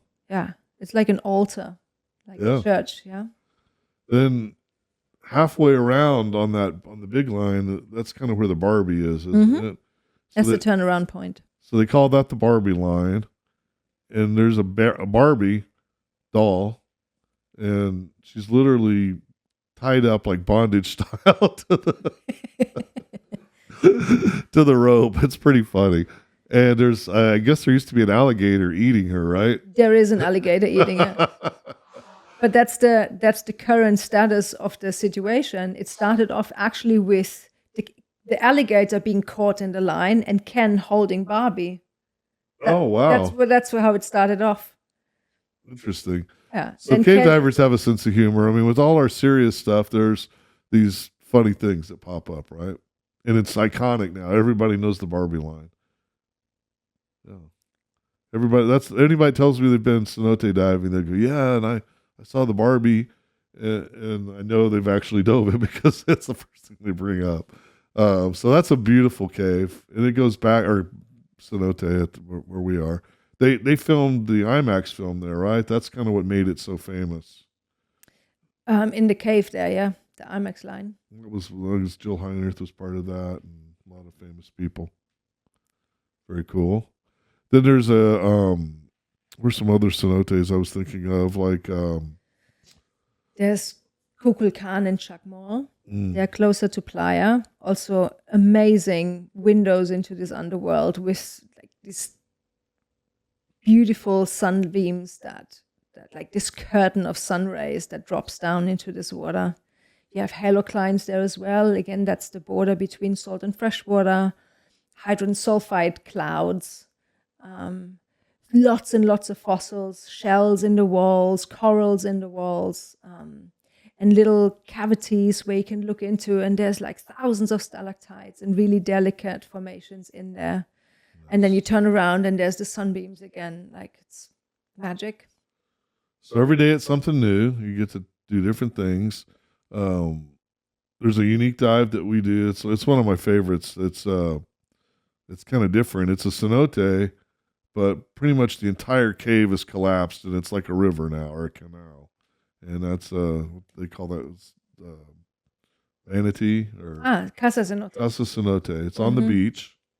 It's a mangrove river, which is a really good place to start off for a first time if someone is a bit nervous, because we have the option to stay in open water or go into a cavern.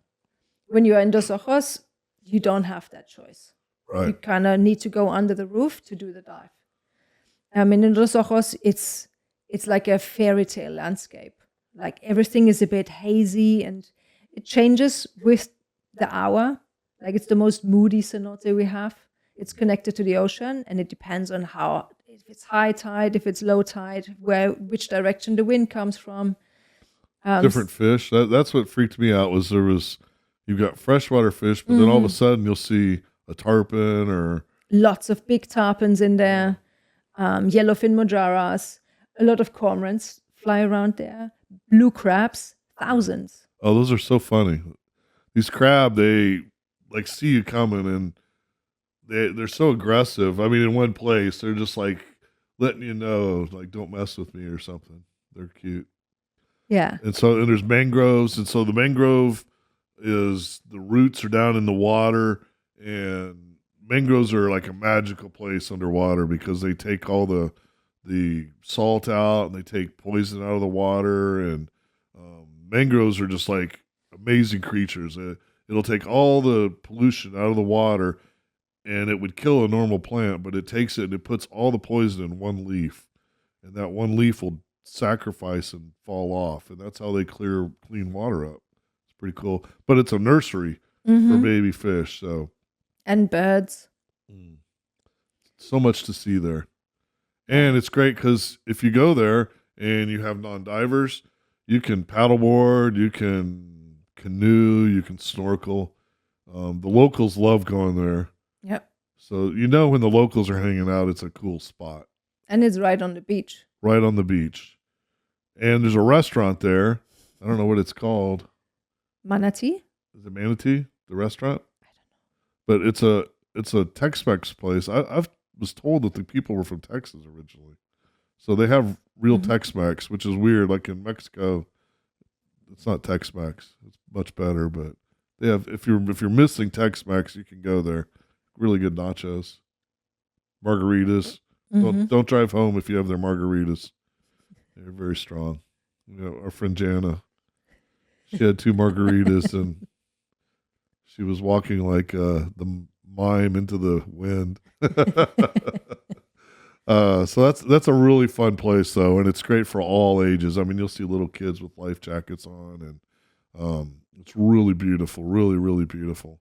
So there are a lot of various places to go. It's got a cave that connects from the cenote, and it goes underneath the road, underneath the house, and it pops out in the ocean. And not a lot of people dive it, but we dove it, and it was kind of cool to be able to pop out in the ocean. But it's at the very end of the river, so all the trash and everything that happens there falls into it and it gets sucked into it. So it's not a pretty cave, but it's weird. Yeah. And you get the mixing of the salt and the fresh water. Oh my gosh, yeah, you can't even see. Yeah, it's very dark and yeah, it's pretty neat. So there's a lot of adventures to be had down there, and what I would recommend if I were you, I would get on the internet and look for cavedivingtulum.com. It's cavedivingtulum.com and go onto that page and book a trip. And you'll be with Julia here because there are a lot of fine guides down there. There's some of the best guides in the world.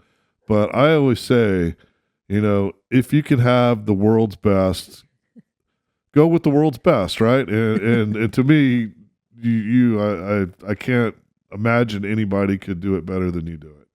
You know, between the diving and the experience, you're educating your divers in the truck. I mean, I've been with you. You're like giving information, and if it's your first time to Mexico, you're scared of Mexico. You've heard like the news dramas and stuff. Like, I mean, you're a pretty young woman, and I know you drive around on a bicycle often. Yep. In the Pueblo, that's the place to be too.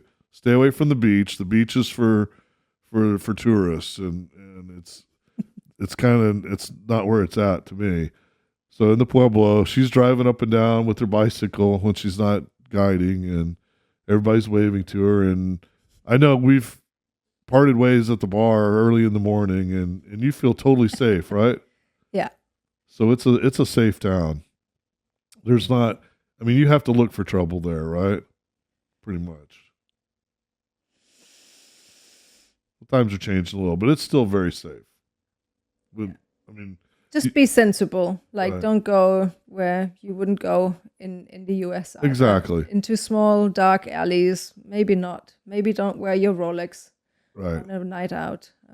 I think the best advice I was given about Mexico is that if there's a misunderstanding or you need something, if you kind of laugh and tell the person, hey, I made a mistake, I need some help, they will bend over backwards for you, right?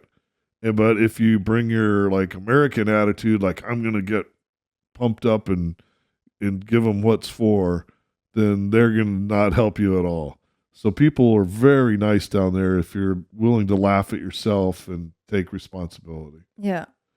There's a lot of hesitation and just weirdness. No, there's a lot of hesitation about this. And I think the first lesson I learned is just smile first. Right. The people are really quick to smile down there. Yeah, I found that even my Spanish, which is horrible, horrible, horrible. Like I usually practice it on the way down at the gas station, getting air, getting gas in the car. And that's the other thing people always say is, oh, watch out for the gas stations. You're going to get ripped off. But if you talk with the people, I've met some of the most helpful people and really friendly people, and they help me get my Spanish back on track when I go down there, and they appreciate a couple of the effort, right? So if you've never been out of the States, I've got a lot of friends that are afraid to go to Mexico. It's funny. But I feel very comfortable there, a lot safer there than I do here in Dallas. But it's safe. You're living down there. One of the things I liked about becoming better friends with you is I call Julia the Princess of Tulum because she knows everybody. And she kind of, you like navigate all the political scene, or you're friends with a lot of people that you're not polarizing. So you can ask her where to go out, and every restaurant, every bar, where it's happening every night. So if you go down there, you're going to get to have an authentic experience, because going down, hanging out on the beach, it's very touristy, and you won't feel like you've really been in Tulum. If you go down to Tulum, Julia knows a lot of like Airbnbs and things like that. And this is what separates it. You go down with Julia, she's going to put you up in a place there's something unique about it, whether it's the people are really cool or the view or whatever. And then you're going to have an authentic experience, because she's going to take you to the places that the locals go or give you good advice. And I just feel like when I go with you or go places you recommend, like I've had a real experience, as opposed to Carlos and Charlie's or something like that, right? They do have a Starbucks down there now, so there's probably a couple by now, or is there just one so far? One in town at Domino's Pizza. Oh yeah, that's right. That's still jarring to me. When you come into Tulum, it used to be the way you knew you were coming to Tulum was you hit two of the biggest like bumps in the road that you've ever seen. They call them topas, but speed bumps. They're more like launching pads. Like if you don't see them, they will throw you in the air. But that used to be Tulum. Like you came to these speed bumps, but now it's a little dominoes and some stuff like that. Plus the speed bumps. Yeah, plus the speed bumps. But you have to get down there soon, because it is every 6 months it becomes a different place. So I highly recommend you go down, experience the cenotes, spend time with Julia. If you have good trim and you've worked on your trim and Julia okays you, then you can think about reaching out to Tom St. George and hiring him for a day of photo shoots. He only shoots with Julia for groups. So if you want to have the ultimate vanity shot, something to put on Facebook that you'll be proud of the rest of your life, I would do that. I mean, he gets good photos, right? Yeah, people come on our trip just to have their Facebook page. It's amazing. But you're gonna have a great time. You're gonna eat well. That's for sure. She's gonna make sure you eat well, and that you'll be taken care of, and then you'll feel like family too. I mean, everybody that dives with you, like she's come up here. I told people Julia's coming. Everybody's reaching out. Well, when am I going to get time with Julia? I need some time with Julia. Everybody loves Julia. They want to spend time with her. And so I would highly recommend it. cavedivingtulum.com. Or you can always call the shop. I've got her email address, and she's on Facebook. Look her up on Facebook. Look Tom St. George up, because he's usually taking pictures of her, right? Let's see here. What have we covered today? We've been talking for a long time, I know. So we were going to talk about, we covered how we met. We've talked about why cenotes are cool. Hopefully everybody realizes cenotes are cool. If not, then give us a call and we'll finish the orientation for you. Everybody should think cenotes are cool. We talked a little bit about side mount. We talked a little about back mount. We talked about our one of my favorite companies, which is X Deep, because they work with us quite a bit, and they are coming out this weekend for fitting at our event. So if you're looking into side mount diving, I would start with X Deep, myself personally, and if Julia dives it, it's definitely good enough for you. Um, Apex, we both like Apex, right? We're Apex divers, so we're not paid by them, but that's what we pay for and we dive with. I like to let people know that these brands that are taking good care of us. Let's see here. We talked a little bit about gear. There's a few things we didn't. I guess we didn't talk about some of the required gear for the class. So let's cover that completely because I know people want to know what all they need. So what do you recommend light wise For the cavern, if you're going to do cavern or cave? Yeah, how do you get started with that? How would you pick your lights to begin with? for cave diving, you need a primary light. I prefer to have one with a Goodman handle. That's the metal handle that just sits on top of your hand. Sure. And so the rule of thumb goes your battery power your light should last 1.5 times of the planned dive time of the day. Yeah, so you're almost planning like air consumption, right, with your Exactly. battery time. Yeah, it's a third. Yep. You can go in, and a backup light needs to last 1.5 times of each individual dive you want to do, because you could change these batteries out in between. So nowadays lights are so much better, right? Yeah. You can get a 5-hour burn time light pretty easy. And you've got canister lights. I do dive a canister light, yeah. So do you? I have several canister lights. I've switched over to handheld lights because of the technology. But what would you say is the minimum lumens is usually what I talk about when I talk lights. Do you use lumens or watts? I've heard people use both. I don't know. You don't know? Okay. So what would you consider a primary light? There's lots of lights out there, but a lot of them aren't suitable for a primary light. Yeah. It needs to have, I don't know, the output it needs to bring. It needs to have a hotspot. Like a video, the light does not work because a video light cannot talk. Right. So a video light is going to be widespread and diffused. And so you can't make signals with it, right? Yeah. Everything that looks good on a camera is not good for talking in a cave. Right. So I think the minimum light, just for a reference, there's the Light Monkey makes the real small one, right? I think it's like a 1200 lumen. Mm-hmm. And those are great because the canister is about this big. It has 3.5 hours burn time, and it's plenty bright.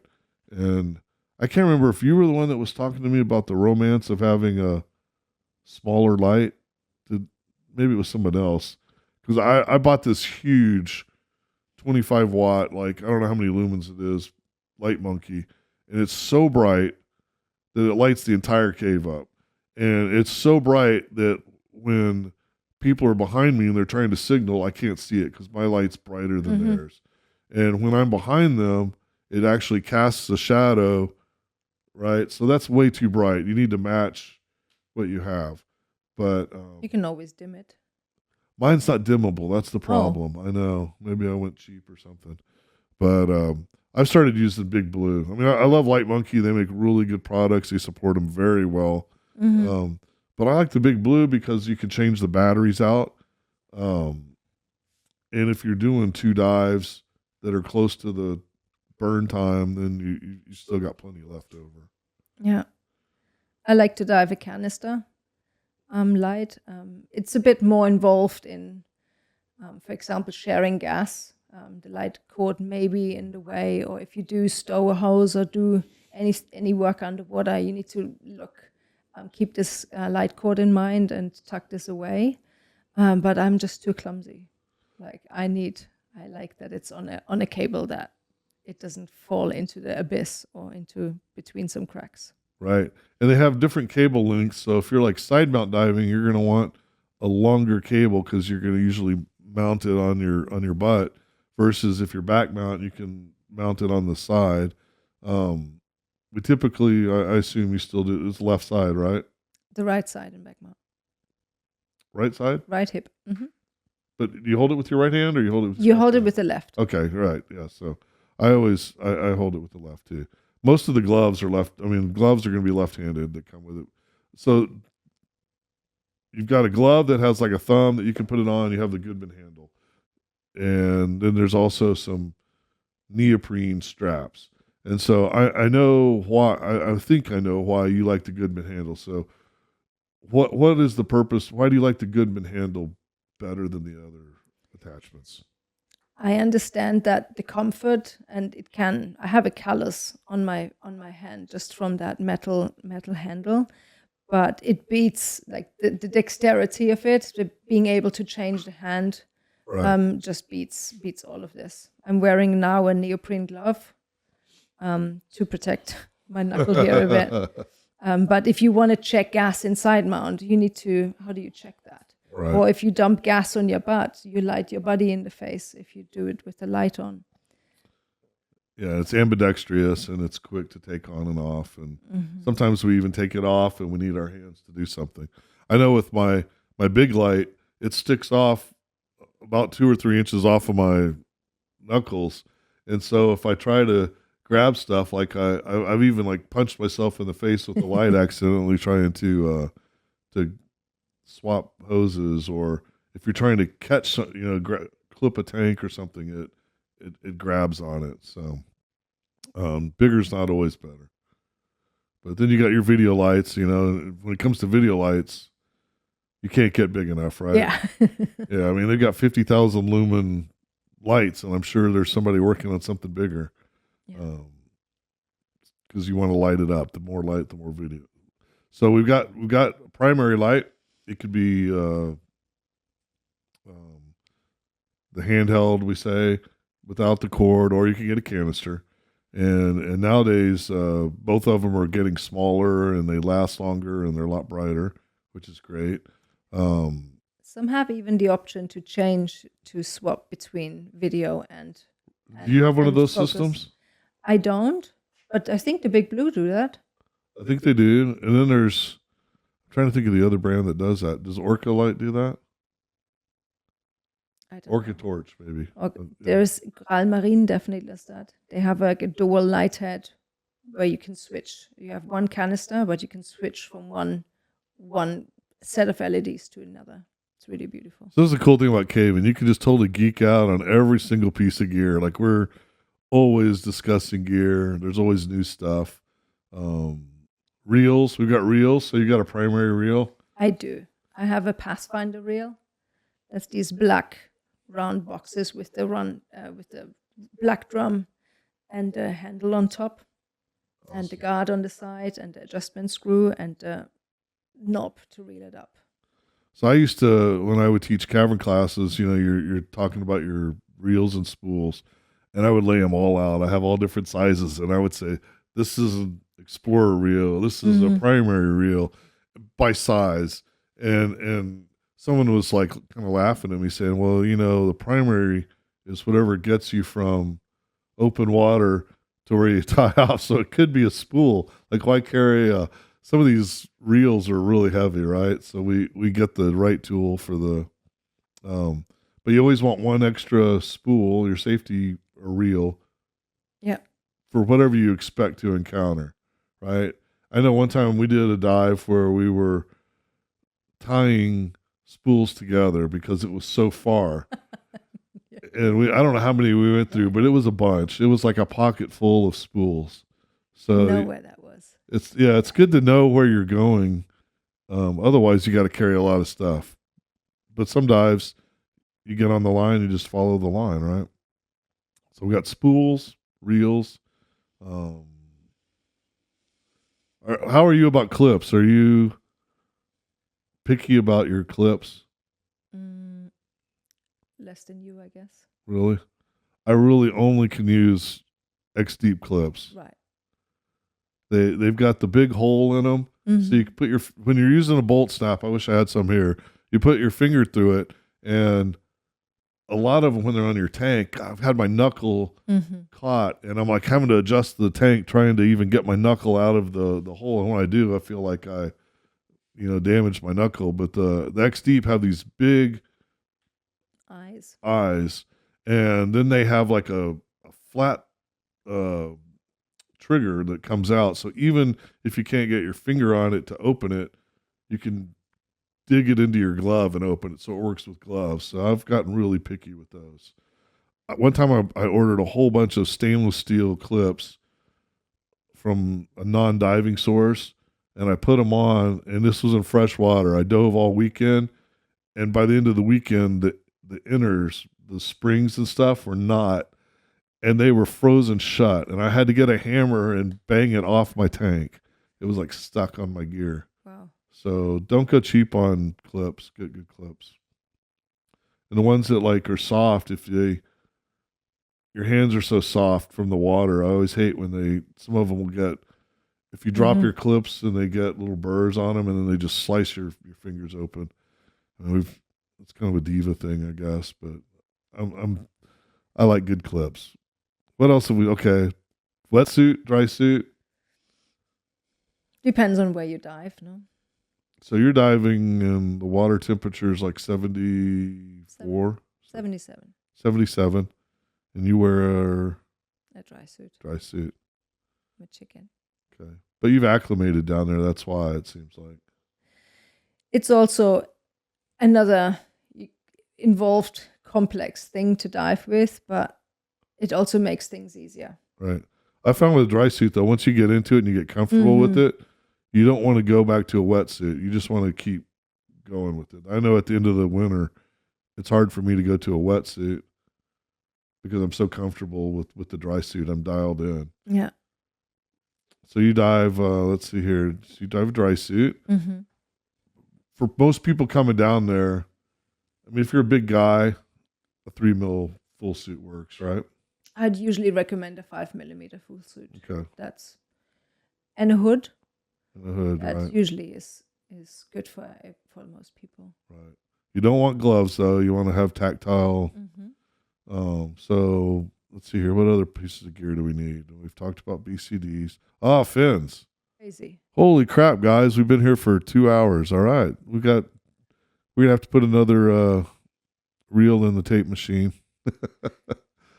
Okay, so where were we going? We were talking about lights, wetsuits, Fins. Oh, fins. Okay. So fins are very controversial in scuba diving. And they're fins, not flippers, guys. So what type of fins do you use? I use the Scuba Pro Jet fins for my dry suit. Okay. And what makes you choose those? What aspects of that fin make it right for you? So if I dive back mount, I have a lot of weight on my head. Like the valves are there, the first stages are there, and I need a counterweight to counteract this. So I need a heavy fin in the back. Okay. Typically, like the thicker the suits become, there is a chance that your legs get floatier and lighter. Right. Or with a dry suit. So a fin that, and it has nothing to do if you hold them at the surface next to each other and say, oh, but this one's heavier than that one. It depends on their underwater properties, no? Right. If they're negative or neutral. And yeah, it depends on the body type and your suit, your exposure protection, which fin is the right one. So I can't really say which fin is the right one. Right. Everybody's going to be different, right? Yeah. So, but things you can look for or things you don't want, like split fins, right? Not in the cavern and cave. And that's primarily because of the line, and the way it moves, the way you kick it is going to stir up silt more.